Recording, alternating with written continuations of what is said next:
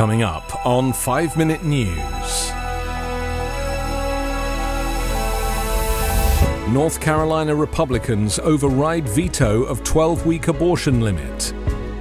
Study finds YouTube's algorithm showing violent videos to children. And Ukraine says Russia's most powerful hypersonic weapon is destroyed. It's Wednesday, May 17. I'm Anthony Davis.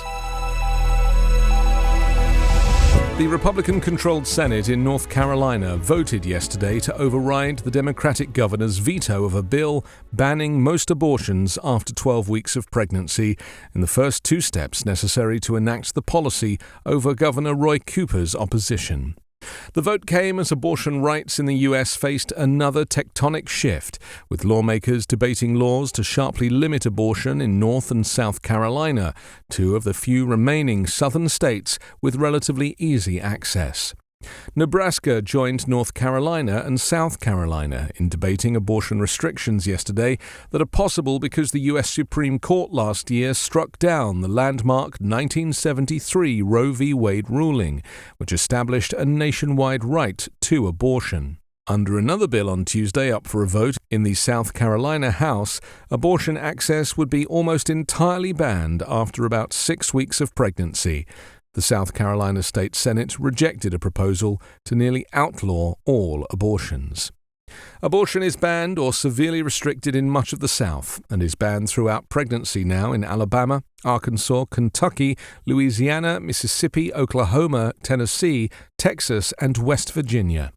In Georgia, it's allowed only in the first 6 weeks of pregnancy, often before a woman knows she is pregnant.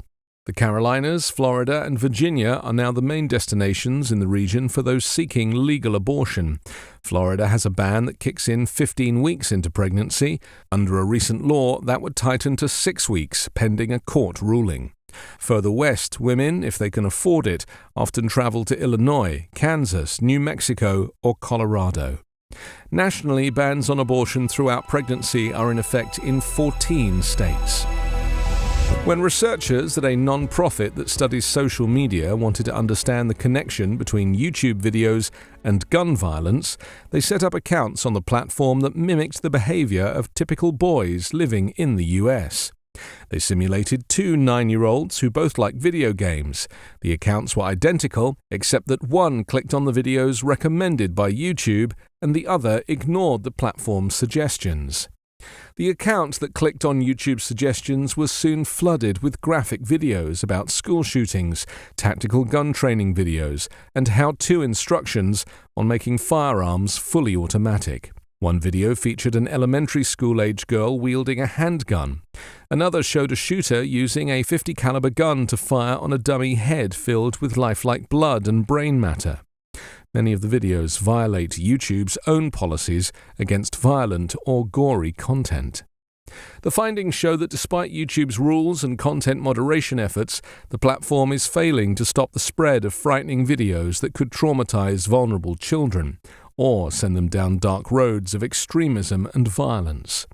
The accounts that followed YouTube's suggested videos received 382 different firearms-related videos in a single month, or about 12 per day. The accounts that ignored YouTube's recommendations still received some gun-related videos, but only 34 in total. A spokeswoman for YouTube defended the platform's protections for children and noted that it requires users under 17 to get their parents' permission before using their site. Accounts for users younger than 13 are linked to the parental account. We offer a number of options for younger viewers, the company wrote in an emailed statement, which are designed to create a safer experience for tweens and teens. Along with TikTok, the video-sharing platform is one of the most popular sites for children and teens.